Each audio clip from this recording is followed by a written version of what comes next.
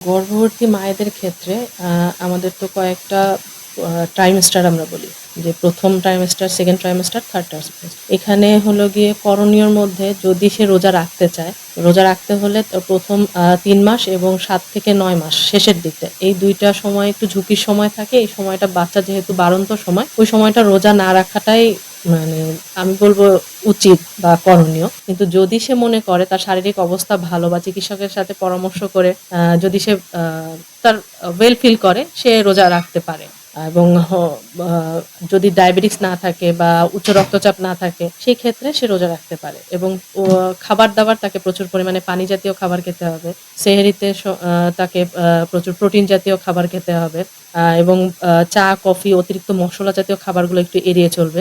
ইফতারের সময় ভাজাপোড়া খাবারগুলো যতটুকু কম খাওয়া যায় সেটাই ভালো। ওই সময়টা সে আপনার খেজুর, পানি, ডাবের পানি, স্যুপ, ডাল, মাছ, মুরগি, বাদাম এই টাইপের খাবারগুলো সে খেতে পারে। এবং রাত্রেবেলা তাকে প্রচুর পরিমাণে পানি, সে যেকোনো সময় যতক্ষণ সে রোজা না রাখবে বাকি সময়টা সে প্রচুর পানি খাবে এবং পানি জাতীয় খাবার খাবেন। আর চলাফেরায় হলো গিয়ে অতিরিক্ত পরিশ্রম করা যাবে না। যদি বিশ্রামের সময়টা তাকে ফিক্সড করে নিতে হবে। দুপুরের সময়টা, রাত্রের সময়টা টাইমিংটা ঠিক থাকতে হবে। এবং যেহেতু এখন গরম চলে আসতেছে, গরমের সময়টা বাইরে যতটুকু কম যাওয়া যায় এবং পানি জাতীয় খাবারটা যত বেশি খাওয়া যায়।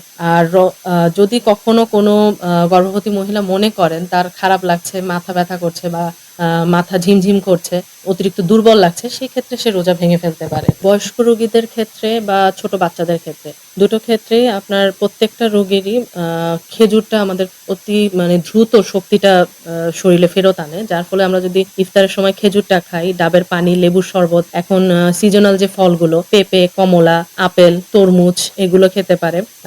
তারপর তার মধ্যে অনেকে ওই যে দইটা খুব ভালো একটা খাবার। দইয়ের সাথে চিড়া, ছোলাটাও খেতে পারে। ভাজাপোড়া, বারবার বলছি ভাজাপোড়া এবং অতিরিক্ত মসলা জাতীয় খাবার সবার জন্যই খারাপ। সেটা বৃদ্ধ হোক, ছোট বাচ্চা হোক এবং গর্ভবতী হোক। চা, কফি, ক্যাফেইন জাতীয় খাবারগুলো। আর প্রত্যেকটা মানুষেরই উচিত প্রচুর পরিমাণে পানি এবং তরল জাতীয় খাবারটা খাওয়া। ডাক্তার শারমিন আহমেদ তিথি, উপজেলা স্বাস্থ্য ও পরিবার পরিকল্পনা কর্মকর্তা, সোনারগাঁ, নারায়ণগঞ্জ।